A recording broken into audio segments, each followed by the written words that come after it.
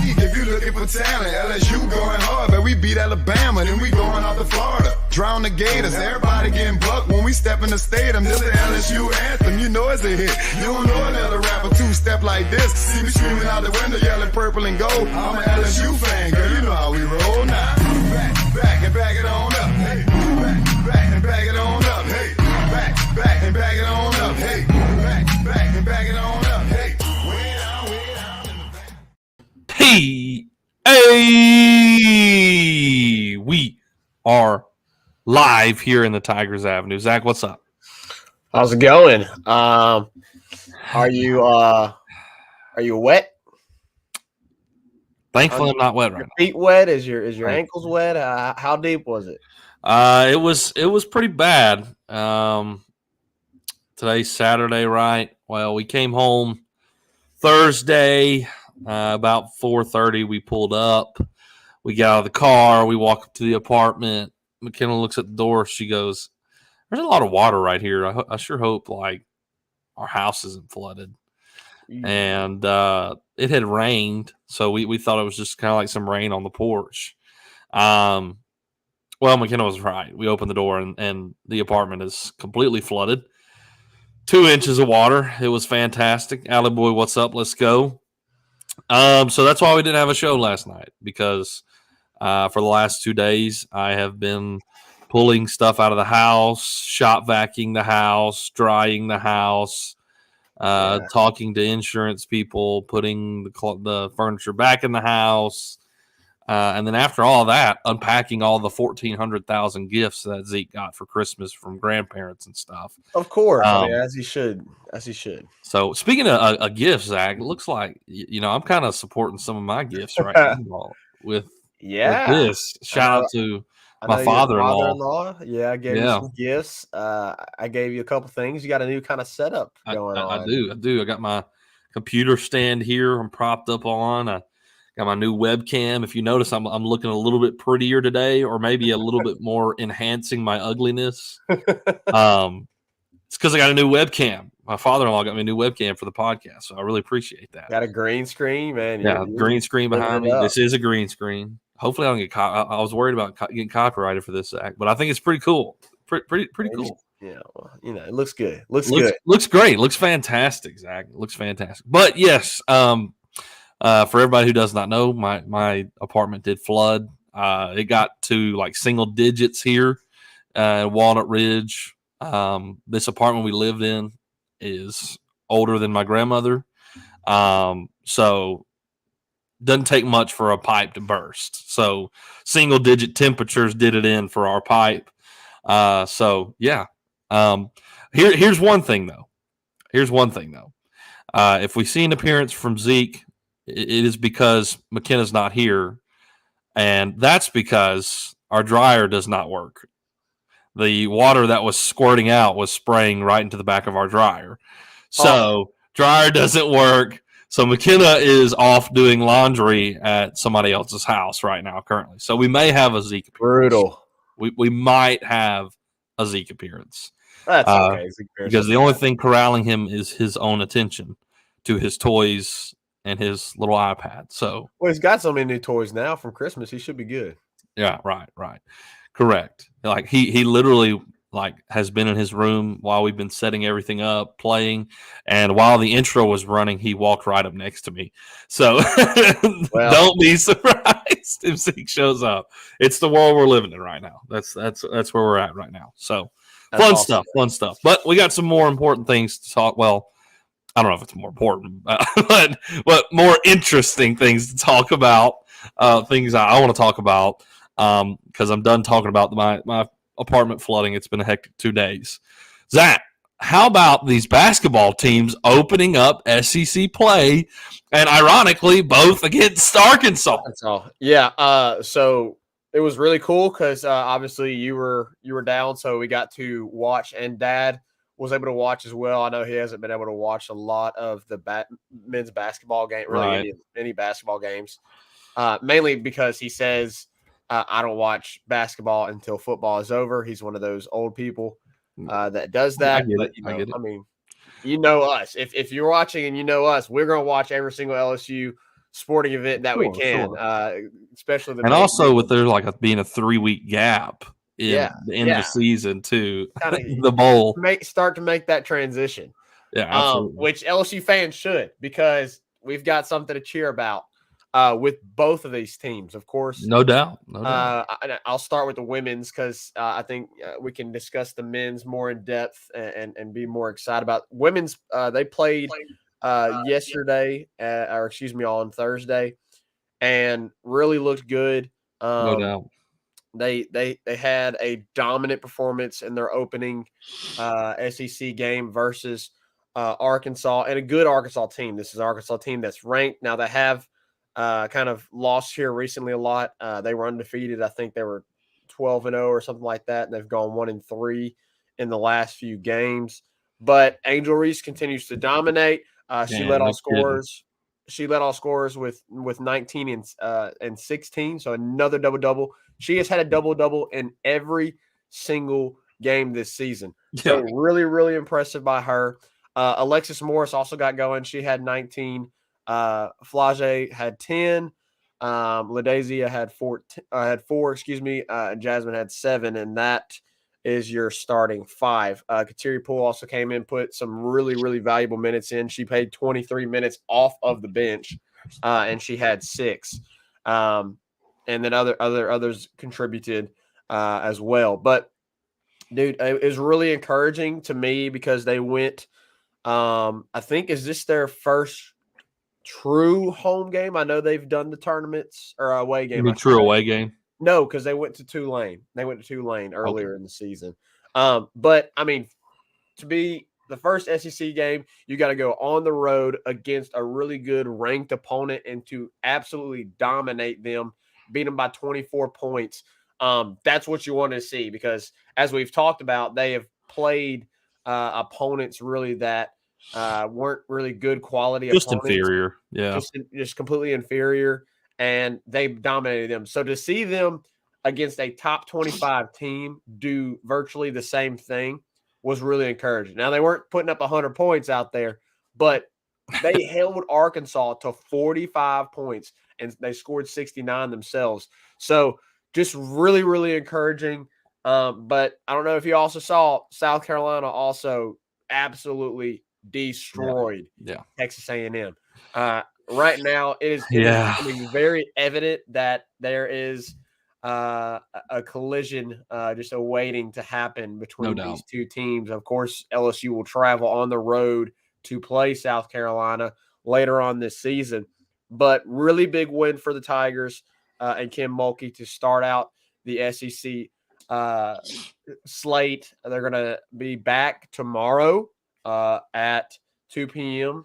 against Vanderbilt. So y'all definitely need to tune in, watch that. It's going to be on SC Network Plus. Then they have Texas A&M at home. They got to go to Kentucky. They got to go to Missouri, Auburn at home. They host Arkansas again. Go to Bama. They have Tennessee at home, and Tennessee is very much slid off. Georgia at home. They go to A&M, and then the game. The game at South Carolina Sunday, February the 12th. But honestly, Reagan, I mean, I'm looking at all these games as I just ran through them with you. Like, LSU is going to be favored in every single one of these games. Yeah. They're going to. Well, I mean, the favorite. They should be. This team is a team like with Angel Reese. You have something that very few women's basketball teams in Division I will have. You know, someone of her size, the ability to score, inside presence. I mean, that's just something you don't find at every stop in women's college basketball. And so having her being such a dominant force, combined with the talent around her, I mean, let's not overlook everybody else with, Flo J and all the other players that contribute to these dominant performances. It's going to be a great season for the LSU women's basketball team. Enjoy it. But I will say you can't get in the mindset of overlooking teams and Look at past teams because you were in a battle with, was it Tulane when they went to Tulane? I mean, you in Southeastern. Yeah, they had a couple close. Southeastern was the one where that I forget her name. It's really close, like 30 something on them. Yeah, so you can't overlook SEC teams. I mean, it's still an SEC team. They're going to have good talent, and so let's say Angel has an off night, or Flo J has an off night, or whatever it may be. You could get caught sleeping and you lose. I mean, that's the SEC. So you can't take any nights off. You got to play the way you play consistently, and come prepared every single time. So it would be awesome to go undefeated until we run into South Carolina. That would be pretty awesome, but we'll see how it goes. But dominant performance, no doubt. On the flip side, you have the men's basketball with team. a huge upset. The women, you were expected to win that game. I think in a pretty decisive margin. I expected them to win that game pretty handily. Right. Maybe not as bad as it was, but nonetheless, they won as expected. Men's, if we're being honest, not a lot of people expected the men not at all. to be in this game. Some people, I put out a tweet and I said, look, today for LSU men's basketball fans is where we find out if reality sets in or if this team can really compete in the SEC. And we found out the latter. As we all know by now, LSU wins 60-57, and what was a very, very impressive, hard-fought game. Physical, yes. You loved the way that they battled from start to – and it was honestly just a really good college basketball game to watch because it was back and forth. It was tight the entire time of the contest. Yeah. And ultimately, LSU gets it done in the end, winning by 3. Yeah, it was awesome. So Arkansas is averaging I think almost 80 points a game. Correct. And you held them to a couple years ago. Yeah, you held them to 57 points, and you held them to 19 points in the first half. That was huge. Their lowest of the season. Huge, yeah, by far their lowest of the season. Not even close. It's not even close for anybody else. 19 is by far their lowest, and it was so impressive defensively because they are a team that specifically is elite. And Matt McMahon in his post-game interview said they're the best in America at creating points off of turnovers. And LSU won that battle. I believe it was 13-4. Arkansas only got 4 points off of turnovers in this game, and they were averaging I think McMahon said 25 points a game off of turnovers. They were dominant in the ability to make their defense create offense. So you tip the cap to the defense to hold this team in check the way you did, averaging almost 80 points a game. You held them to 57, 19 points in the first half, and the ability that when you turned the ball over, you got back and you defended well. When you turned the ball over, you didn't allow it to dictate on the other end of the court, them just dominating you off of chances of turnovers.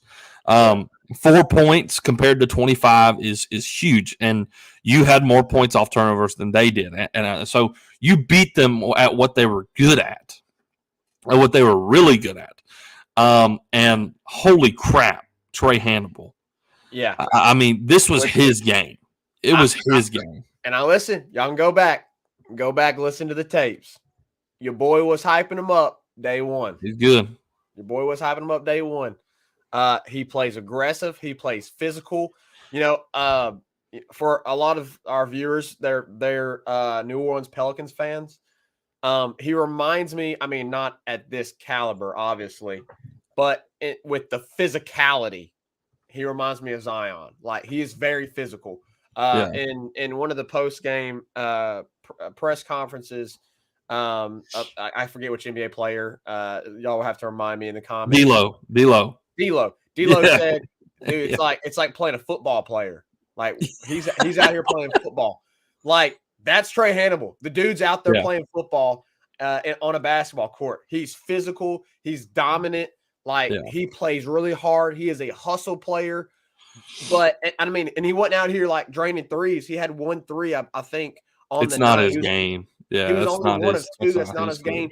His game is I'm gonna physically dominate you. I'm gonna blow by you and physically dominate you, even though he's covered. Because that's what happened. Like, I mean, he was getting by guys, but he wasn't blowing by them. I should have rephrased. He was hitting some contested shots. I mean, he was going up, hitting contested layups. He's it's not just normal layups. Like he's reversing it. He's making moves. Yeah.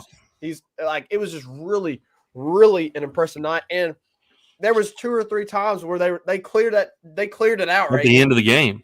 They cleared it out, and they were like, "All right, Trey, do work. They let him come down. They let him come down. They would clear it. They would bring the screen with KJ, and then that was it. That was the play. Like, that was it. That was the play. Get out the way. Come set a screen. Let Trey do his thing. And that's exactly what they did. Yeah. And they were just – I mean, it was really impressive. I'll say this. I also really, really loved what I saw from Derek Fountain. Double-double. Fountain continues to be very impressive. 14 to 10. Look, Reagan, and I tweeted this as well. If you would have told me that KJ Williams and Adam Miller were neither one of them were your leading scorer, I'd be like, well, we got beat. We might have got blown out. If you would have told me that Adam Miller and KJ Williams had 3 points going into half, I would have said, oh, it looks ugly. A combined 15. But they fought, Reagan. KJ only had 8. He was in foul trouble a lot of the night, which that's why. Adam Miller only had 7, but he hit some really, really clutch free throws at the end of the game. And and I will say the biggest letdown of this game was your free throws. Goodness. It was bad. It was bad. You started the night 1 of 6. Luckily, you kind of made some there at the end. You got to 50%.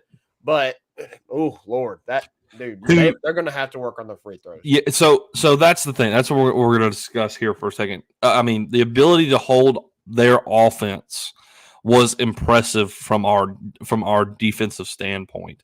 They did what they needed to do defensively to win this game. Offensively, you've got a long way to go. You got a long way to go. It has struggled mightily. I mean, from a defensive standpoint, you held them to below 40% shooting, and from the 3, you held them to 16%. That's huge. Insane.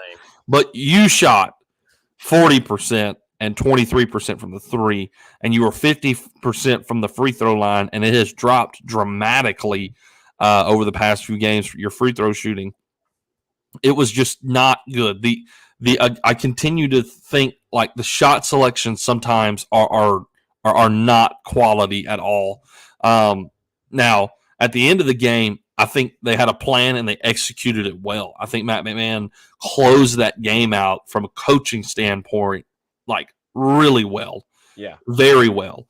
And like somebody asked him in the post-game interview, were you worried about getting fouled and going to the free throw line? And like that was what like my concern. Like, for real, they're going to start fouling us and we got to close it out the free throw line. We got to make free throws. And like he was like, I wasn't so much worried about that. I was worried about inbounding the ball. And I mean, that's a huge point too. Like, because Arkansas is way longer, like way more athletic from a defending standpoint. And so we had to use a timeout. Trey Hannibal had to call a timeout on one of the inbound plays close to the end of the game. And it was your last timeout. So the next 2 times, like you had to get it in. And it was difficult.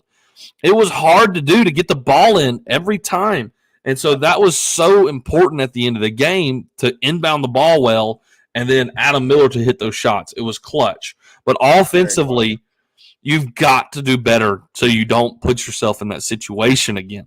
I mean, your defense played so well, you held them to 57 points. If you just hit more free throws and make some better shot selections, you could have won this game by like 10 points. I mean, seriously. You're not sweating it at the end. Yes. You're not having to bite your nails, but I don't know. It seems like we don't have like an identity when it comes to our offense. We don't have it completely figured out. We don't have like right now you would, at the beginning of the season you're thinking, okay, your bulk point getters are going to be Adam Miller and KJ Williams. So far, KJ Williams has somewhat been that guy and been a dominant force. But he has an off night, and Adam Miller for a while now has not been a point getter. He just hasn't. So in a night where both of them, like KJ has an off night, he's not himself, and Adam kind of continues to be in this slump. Yeah. For them to pull this off was massive, and Trey Hannibal deserves a massive amount of credit. Him and Derek Fountain played extremely well. Derek Fountain continues to be so stinking impressive on the defensive side. For real. I mean, I want to say it again. Yes, I said it last time. I want to say it again. Watch him defend at the basket.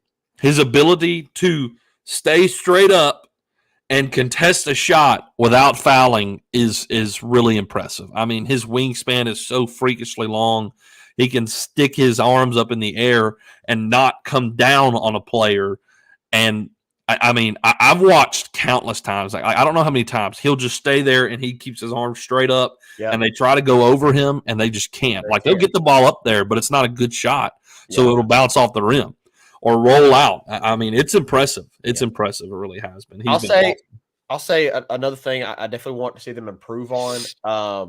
And this wasn't a terrible thing, but they definitely do a better job of boxing out, and specifically the guards. No doubt. The guards got to do a lot better job of boxing out. There's way too many offensive rebounds. I mean, they had 13 offensive rebounds. We had 9. So, we kind of stayed close there in that margin, which, I mean, honestly, going into this game, I was really nervous about the rebounding margin because they're so much more longer, because they're so much more athletic. And they out-rebound us. They did out-rebound us, which was expected, but it was only by like 5 rebounds. Right. So, to be able to stay close was really, really impressive. But here's the point I wanted to make, Reagan, and then I've kind of said my piece about this game. Listen, Arkansas, yes. Are they more talented? Yes. Are they more athletic? Yes. Do they have higher ratings coming out of high school? Yes. But I said it at the beginning of the season, and I'm going to say it again, and I'll continue to say it when we have wins like this. Veteran players sometimes in college basketball, a lot of times in college basketball, actually, they can beat a more talented, younger team. We see it happen all the time in NCAA March Madness. A lot of time, you remember the Baylor team in 2019. Yeah. They were full of veteran players. Like, if you're in college basketball and you have guys that have been there 2, 3, 4 years, that is going to play to your advantage when you're playing more talented but young, one and done type teams. Yeah. That's going to play to your advantage. And you were playing an Arkansas team that was really young, extremely talented, but really young. And you had guys like Derek Fountain, who's in his second year, Adam Miller, who's in his third year, KJ Williams, who's in his fourth year, Juice Hill's in his fourth year, Cam Hayes, who's in his second year, I believe, Trey Hannibal, who's in his, I think, second or third year. Like, you were playing a more talented team, but you had veteran leadership on your side. And I think we're going to continue to see that throughout this season. They're going to win some that they shouldn't because of the veteranship on this team. Yeah. And I mean, also you, like one of our freshmen, Jalen Reed, he didn't get as much playing time in a game like this because some of his freshman flaws showed in this game. And that's not a knock on him, but I mean, he'll grow in that and he'll learn. But in such a crucial game, you can't have some of those freshman mistakes. And the reality is, Zach, their starting 5 has at least I know of 2 freshmen So, and then there's Ricky Council, and Davis. I know those aren't freshmen. I don't know about Mekhi Mitchell. I don't know if Devo he's a Davis has freshman been or not. there a while. Yeah, he's a junior. Yeah. So they had to play them like the entire game. Like, I don't know if you know this or not, but they didn't score a single point off of Arkansas's bench. No, Not they did one. not. And we had 25 points off our Mhm. bench. Like, that is a huge deal when it comes to college basketball. How well can your bench come off and play and give your starters a breather? Can they hold the rope? And you had Trey Hannibal come off the bench and put up 19, like, compared to their 0. So Yeah. I mean, that was a big margin in the game as well. And I think that, like you said, that speaks to some of the veteran play of these guys, because Arkansas is so young when it comes to their bench players and even their starters. And they even have some transfers that are new to the team, which we do as well. But from a experience standpoint, obviously our team, I think, is a little bit more experienced. I think Davis is their most experienced guy. So, I mean, you had them, and so they're probably at the end there gassed, worn out from the fact that they had to, some of them played 40 minutes, the entire game, didn't come out, didn't get a breather. So, yeah, I mean, that helped you a lot from a bench perspective. You had guys come off able to give our guys a breather and put up points. So that was a big deal as well. And look, great win, big win. You got guys that have SEC experience too. I mean, Derek Fountain, he's played in the SEC. He played at Mississippi State. Trey Hannibal, he's the transfer from Murray State, but the 2 years prior to that, he had played at South Carolina. Yeah. Senior veteran leadership who's played in the SEC. So you're gonna want to rely on those guys a lot in the SEC conference. No doubt, it was a fun game. I mean, this is a statement win for Matt McMahon. I mean, nobody thought we were going to beat Arkansas. I mean, I think you and I kind of scoffed at the fact that, oh man, we're about to enter conference play. Like oh boy, here we go, and we got Arkansas, and you know what? They buckled up and they got into a dogfight, and it was physical. I mean, the refs seemed to let it play. I mean, there were a lot of fouls that went uncalled, and I think that was because they were letting them play a little bit. I mean, it was frustrating in the moment, but yeah, it is what it is. All right, guys, let's hit a quick break, and we'll come back and we'll discuss a few things considering the LSU football team, and we will also do somewhat of a not recap, preview for the bowl game, and we'll get to that right after this. 5-Star Hero, your intro and outro music for the Tigers Avenue show. They ain't ready for that LSU. Go check out all his other music on all the major platforms.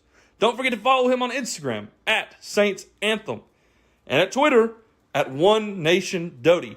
Don't forget to check out his Facebook page for all his Saints and LSU merchandise. Can't get any better than Sarah Klein Stevens, attorney at law. Her firm focuses on the needs of the elderly and maintaining their dignity throughout the process. Here for you, here for your family.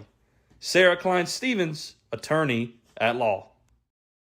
All right, Zach, back here for our second segment. If you saw our, little tidbit before the show, our tweet before the show, you saw we were going to discuss the basketball, and Kayshon Boutte was our second one. As most of you may know by now, or have seen by now, heard by now, Kayshon Boutte has reconsidered his decision to stay and will be changing his mind to enter the NFL draft.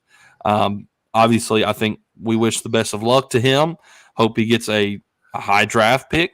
But Zach, I mean, what does this mean for LSU's team? I mean, how do you go forward with this? Well, for me, it's not really a big hit. Mainly because you had already expected this. Like, right. Going into this 2020, coming into the 2023 season, you didn't expect Kayshon Boutte to be with you. Yeah. And that ultimately is the case. It was a nice and awesome surprise. to see, Kayshon announce early on in December that he was coming back. I mean, everybody was like, wow. And, a lot of that was due to the fact that apparently he had gotten some, bad grades back from looking like he was going to go end up second, third round, whereas everybody thought he was a lockdown first rounder coming into the season, no matter what. He's a first rounder pick. I mean, he is a first round pick. Talent wise, he's a first. Yeah, he's a first round pick, no doubt. But apparently he graded out to a second and third round pick, and so he wanted to come back, I think, and get that back up to where he wanted. Wants to be, which is in the first round. And he may very well get taken in the first round just because of talent wise. Yeah. The problem is there is a lot of, speculation surrounding what happened. Was this academics? Was it a team violation? What happened? And obviously there's a lot of stuff going around of what happened on tire droppings and stuff like that. We're not going to speculate and just come out and assume everything that happened. But obviously that plays a major factor into this decision.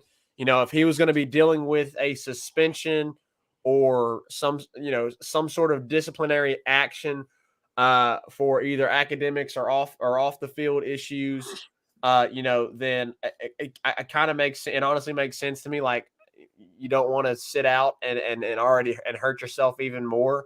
Right. As not in like just a talent perspective, but an character wise, because that's another thing that obviously NFL teams look at is the character of a person, of a player.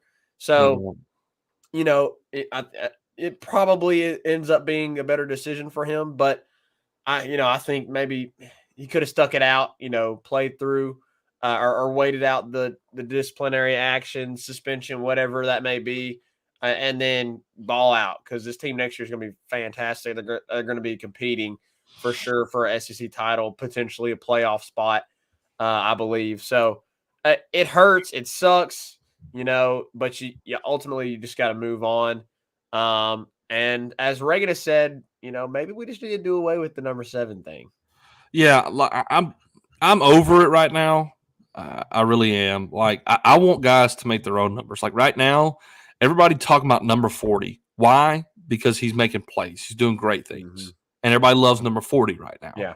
Everybody loves number 86 right now. True freshman coming in, playing fantastic at tight end. How about JD5? Right? Like don't make your own number, man. Like do your own thing. Like, create popularity around a number. The number 7, and correct me if I'm wrong, I mean, it may go further back than this, but it became so popular because a guy like Patrick Peterson played. Dude was a dog back there in the DB. I mean, he's like one of the OG guys of the DBU, kind of mantra around LSU.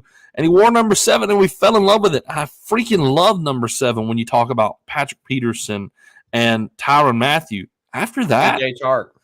Yeah. Leonard Fournette. Yeah. Leonard Fournette. Those 3. I'm sure Ollie Highsmith would have a word. Sure. But, I mean, they created the popularity around that number because of what they did on the field. Like, you don't got to hand out a number and say you're a playmaker. Man, make a freaking play, in your own whatever number you're wearing, right? Like, I'm kind of over it. Like, I'm okay with the 18 thing. Like, that's a leader number, but the whole playmaker number, I'm over it. I really am. Like, hang it up. Like, let somebody pick it and don't make some press release about it, right? If they continue to do it, cool, that's fine. But I'm not going to make a big deal about it anymore because it's just been a flop for so many years in a row now. Honestly, Honestly, yeah. Yeah. So I'm over it. I'm over it. So, anyways, that's my piece on the number 7 thing. Zach, with Kayshon leaving, like you said, I don't think it hurts as much just because you expected this. And also, you didn't need him back. I mean, do you want a talent like Kayshon Boutte in your wide receiver room? Sure. But you got Neighbors, BTJ, Coming back, I'm drawing a blank on one already. I know there's another one. Kyron Lacey, there you go. And then of course, you bring in Shelton Sampson, Jalen Brown, Kyle Parker, and then you go to the portal and you get Aaron Anderson.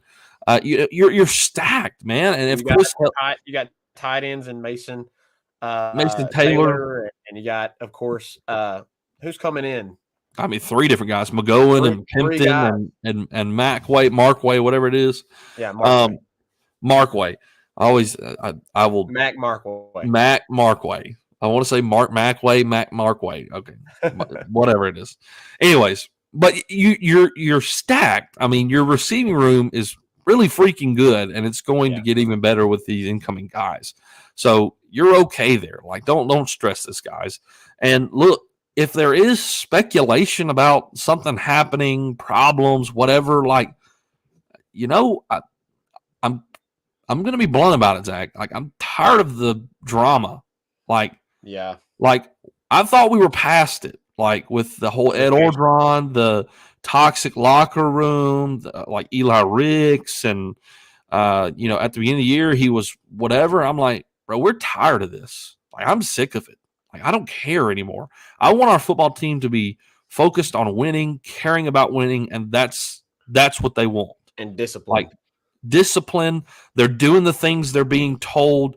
They're doing the things that is expected of them. They're preparing. They're focused on winning. They're focused on representing LSU well. Like I don't care. Like, if he's going to be if he's got some problems going on, disciplinary actions, he's not taking care of business in the classroom, whatever it may be, man. Like, I've had enough of it. Like the crap from the past 2 years before this season, like, I was sick of it. And with Brian Kelly coming in and gutting the thing, and, he's laying out these standards and expectations, application of your process, application of your preparation, thinking right, doing right, planning right, like all of these things. Like, I love it.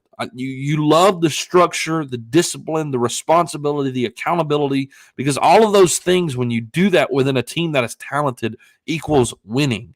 And if you're not going to be a part of that, like, move on. And I'm fine with it. I wish the best for Kayshon, and I hope he gets drafted well, and I hope he balls out. I hope he does in the NFL to continue the rich wide receiver recent history tradition. With Justin Jefferson, Jamar, Odell, Jarvis, DJ, all these guys who are playing exceptionally well at the receiver position for LSU. I hope he does the same. But, like, if you're not about it, like, if you're not willing to do the things that is necessary, I really don't care. I don't care what your name is at this point, because I'm tired of it. So if there's crap and like there's true, whatever speculation, there's some truth to it, like, best of luck to you. We're moving forward. We want to win. And we got Jaden Daniels coming back next year. Our whole offense, besides you now and Jeray Jenkins, is returning, and we're looking like at national title expectations. If you're going to be a distraction for that, we don't need you here. So, anyways, that's my thought on it. That's just my thought on it. Well, also, like, to all those people that are idiotic enough to say, "Oh my gosh, because Jaden." I can't believe that's even a conversation. Dude, just shut up. You have no clue what you're talking about. Don't have a clue. No clue what you're talking about. You are literally just assuming that because you're a JD hater. So, like, I'm also sick and tired of that. You're sick and tired of the disciplinary action. I'm sick and tired of the people that think they know what the heck they're talking about. And they don't. They're just simply casual fans that are the quite JD hated stupid. That quite honestly are just don't know what they're talking about. They just don't know what they're talking about. If you are one of those people that actually believe that Kayshon is leaving because of His Jaden announcement to return, coming back and being the quarterback for this team, then you are quite simply just unaware. And you don't know LSU football as much as you think you know LSU football, period. So, you can get off, and we may, if you have that feeling, and we lose followers because of that, because I'm completely against that. Okay, go on. Yeah, Anyways, I like the mantra. It's the same. It's the same minority of people that were calling for Nussmeier. A while Same ago. group, yep. In a blowout SEC championship game where they're playing loose layback defense, just protection, because they've got a W and they're already in the bag, and Nussmeier's out there slinging it on fourth down to the end zone to Dre Jenkins. Like, come on, guys. Anyways. All right, we can move forward, Zach. It's time to move forward. So we got a game this Monday. Absolutely. LSU is playing Purdue at 12 o'clock noon Central Time in the Citrus Bowl. Of course, we know by now there's a lot of players, luckily, that are going to be back and playing this game. Obviously, Jaden's going to be playing. Apparently, he's going to be starting. You're going to have all your running backs. You're going to have all your receivers minus Jure and Kayshon, which is fine because you're still going to have BTJ. You're still going to have Malik. You're still going to have Mason Taylor. You're still going to have Kyron Lacey. So you'll be fine there. And on defense, of course, the biggest hit is obviously the defensive line. We're going to be missing guys. Yeah.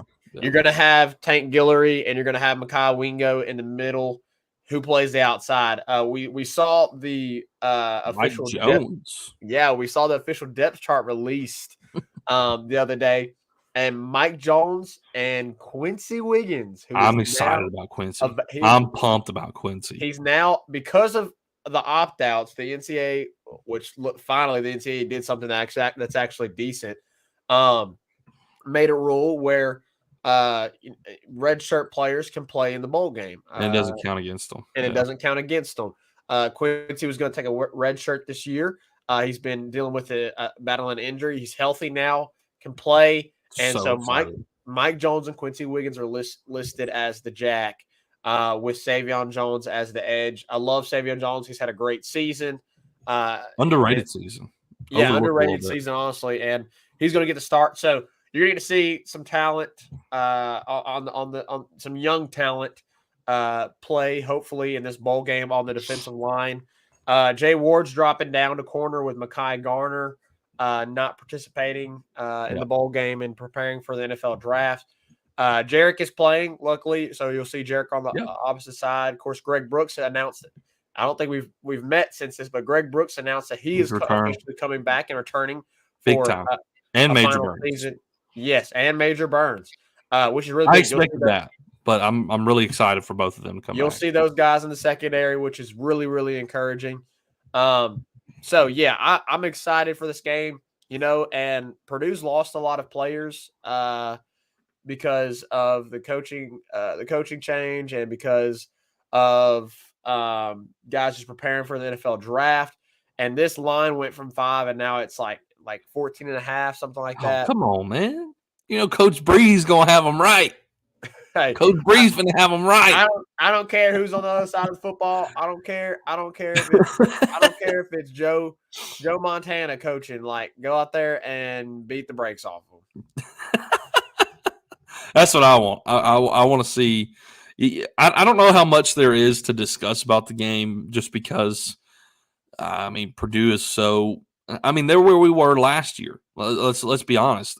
We were gutted last year with the coaching change. You got an interim coach coaching for you. You don't have a starting quarterback. Your receivers are different. Your defense is like pieced together with duct tape and yarn. Like, that is where Purdue is at right now. Yeah. I think they're in a little bit better shape. Like they're, I don't think they're like 38 roster players or scholarship players decimated, but you're going to see a skeleton crew for Purdue compared to what they have put on the field all year long. Just considering the coaching change, obviously. So I want to see JD really push the ball downfield in this game, just for the sake of some confidence and to show he can. Like, guys, I don't know if y'all ever watched this dude's freshman tape. He's got a cannon, and he can let it loose, and it's accurate. Like, some of his highlights to Brandon Ayuk is very impressive. So it ain't like he doesn't have it. Like, he can. I just think he's been a bit timid this year, a little lacking confidence being at a new team, new place, trying to learn the players. And through the year, you've seen him progress and get more comfortable with the guys and start to open that up a little bit more. And I think that only continues to grow from a passing game standpoint.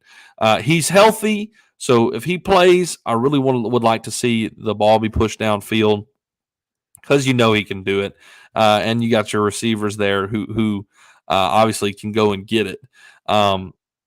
Zach, I mean, speaking on the receivers room and kind of the Kayshon thing, like Kayshon wasn't even your leading receiver this year. You got Malik Neighbors, who's going to be playing in this game and coming back next year, and seemed to be his favorite target. That seemed to be Jaden's go-to guy. I mean, on third down situations when you had to have it, where are we going? Malik Neighbors. Yeah. So I think you win this game, and Zach, I think we cover. I think we cover. Wow, that'd be huge. So how do you with this Mike Jones, the defensive line, it's going to be somewhat makeshift. What do you expect out of that? Like, I'm personally, I have been, ever since we got him here, I've wanted to see Quincy Wiggins, and he's been battling injury. So unfortunately, he's redshirted this year. But I was so pumped to watch him this year. But also, you got BJ and Ollie, who kind of are solidified in their spots there. So it wasn't like he was going to take their position unless he just pulled like Harold Perkins. He didn't though, but he has he's very talented. So I'm excited to see what he does healthy, in this bowl game. Well, you brought in some transfer guys to help, in that room, in that defensive line room. So, I think it's going to be, honestly, it's going to be open competition. I think Savion Jones probably has the best shot to earn a starting position on the bookends. So, Quincy has a big opportunity here in this bowl game if he plays and plays a lot of minutes to really, really show himself as someone to look at heading into 2023 as a potential starter for the jack position. So, and obviously he was highly recruited. He was 5-star, I think, on certain websites and certain rankings, recruiting rankings. So it's not like you're throwing out some walk-on or just some 3-star or whatever. Some player that is only out there because the starter's gone. Like, right, this is somebody that was really highly recruited and somebody that could potentially be a starter for you next year. So he needs to go out there, seize the opportunity, and just ball out.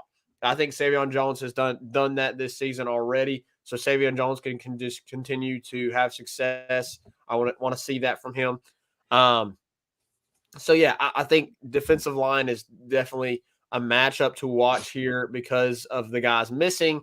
Our defensive line versus their offensive line. Will they be able to run the ball against us?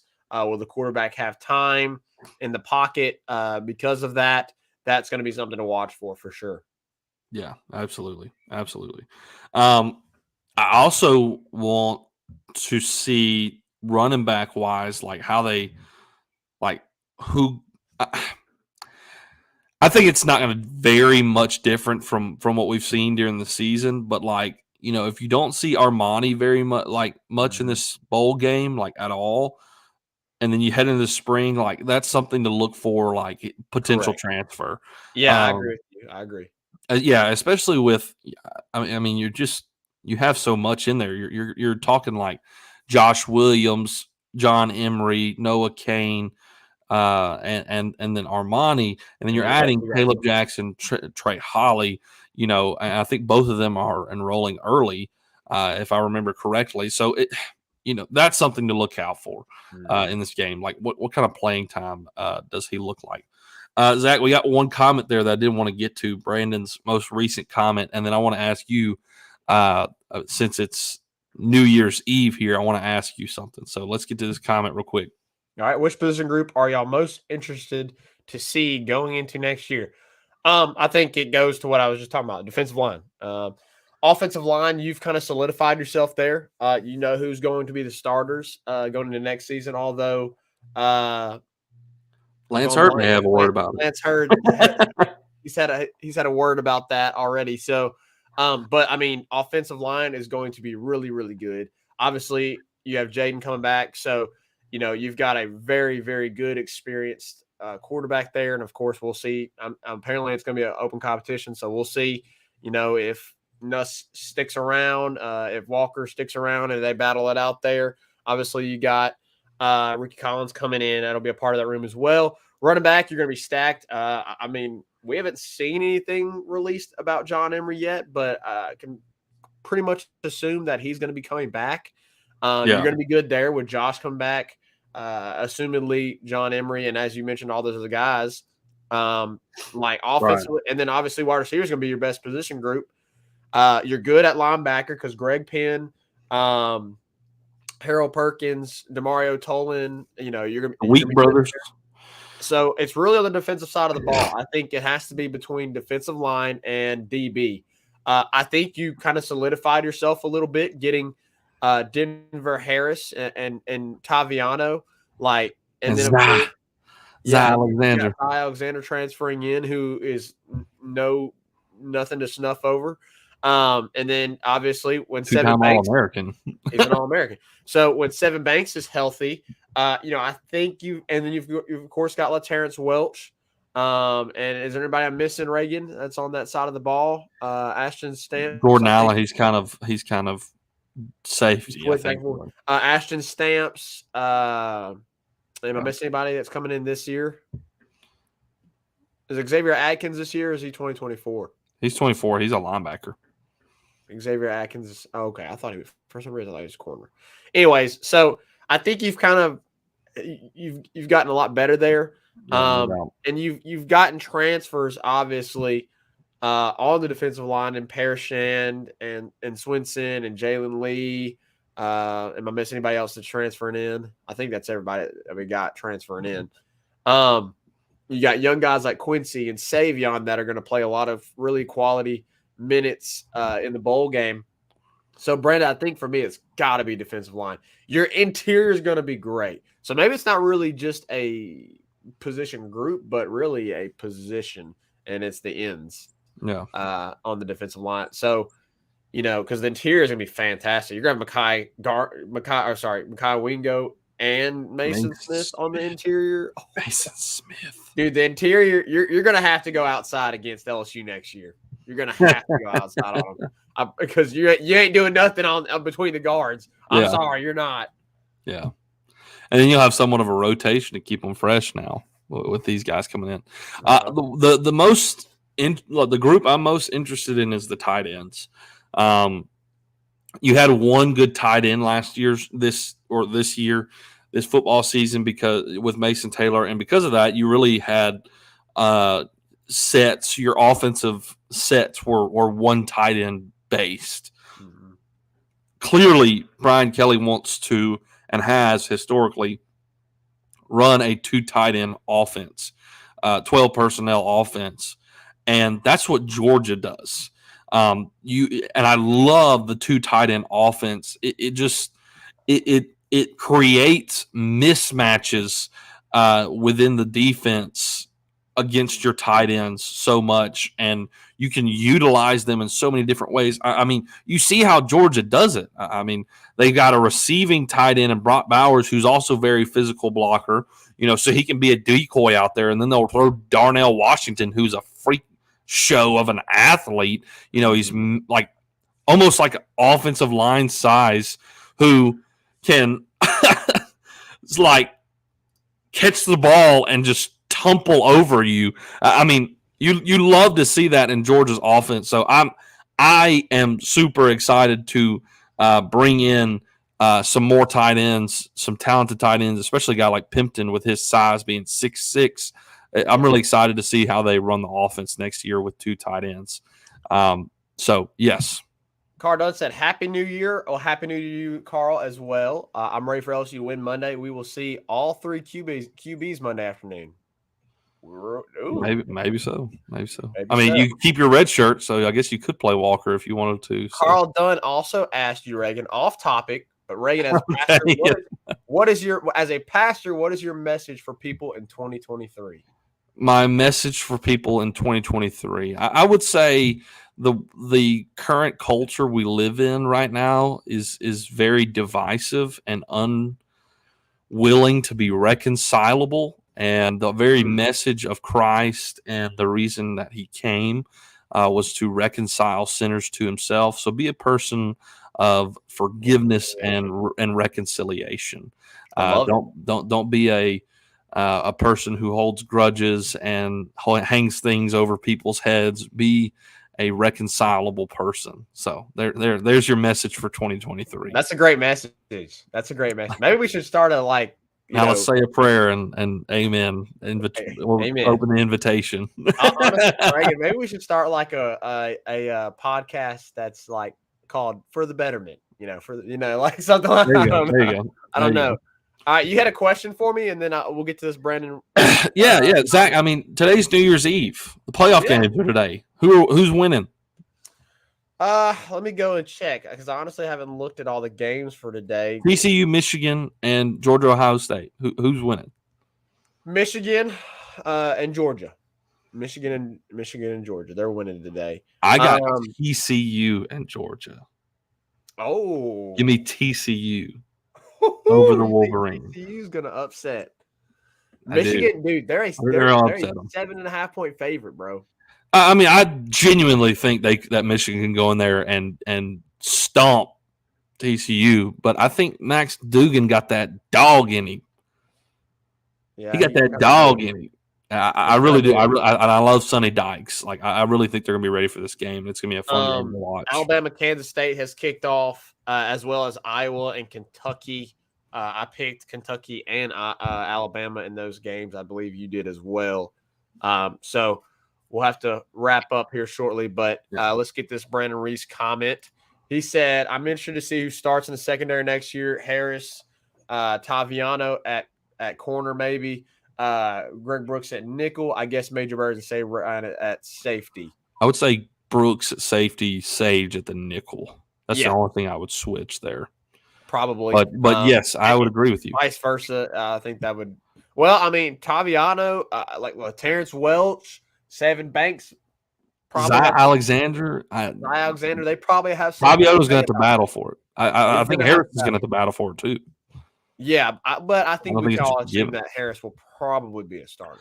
From a talent perspective, I think he will be. But I mean, let's just be honest, Zach. I mean, I said what I said about Kayshon. Hey, we know Denver Harris had his problems over at Texas A&M, and if he ain't about it, that's true. Then I ain't about it. Very true. Alabama and Kansas State is about to start now in New Orleans, 11 a.m. Yeah, it just actually did start, and Kansas State is already into Alabama territory right now. Okay. Deuce Vaughn. Yeah. Wouldn't it be awesome to see Kansas State Duke on Alabama? That would be amazing. Like they did us last year. Absolutely. All right, Zach. Let's hit our last break, and then we'll come back and we'll wrap the show up right after this. Make sure you go follow us on Twitter, TikTok, Instagram, and Facebook, all at Tigers Avenue, for daily updates on the show and all things LSU sports. If you're watching on YouTube, make sure to click off and hit that subscribe button at Tigers Avenue. We broadcast all of our shows live on YouTube, Facebook, and Twitter. Reagan, I got something before you wrap up the show. Okay. And then I will remove myself so you can wrap up the show. Okay. All right. LSU baseball highlight video pending. Okay. I mean, Zach, we know you had your hype video for the football season, and it kind of popped off. So we'll see how the baseball one does. Hopefully, it's just as popping as the other one, I guess you could say. Hey, real quick, shout out to my father-in-law, Alan, for these Christmas gifts. This awesome little. I mean, you can tell this is a green screen behind me here to put this background up, and this fancy new webcam that I got, a little bit better resolution than my just built-in camera to my laptop. So shout out to my father-in-law. Appreciate him sending me these gifts for Christmas. LSU got their kickoff returner for next year. Did Polian save his job for next season? Carl, I do. I do believe that Polian keeps his job for at least one more year. If it continues to happen next year, the problems, the mistakes, I do think there will be a change made, but I think Polian keeps his job for another year. Y'all got to remember that Polian is not just special teams. He's also your recruiting coordinator. And they've done a pretty darn good job recruiting this class. So, but yeah, Aaron Anderson is not going to be one that will go back there and muff the ball 8 times during the season. Can we correct the formation penalties? Can we get, the kickers not to kick it out of bounds on kickoffs? All these things. We'll see. We'll see. But from a return standpoint, I think we'll be okay. Hey, real quick, Happy New Year's from Tigers Avenue to you and your family. I hope it's a great new year for you all, and that this coming year, 2023, will be an awesome, prosperous year for all of you. So we'll catch you next time next year here in the Tigers Avenue. Watch your playoff games today. They're going to be a lot of fun. I got TCU and I got Georgia playing in the national championship. So we'll discuss it next time here in the Tigers Avenue. 5-Star Hero, take us out. Peace.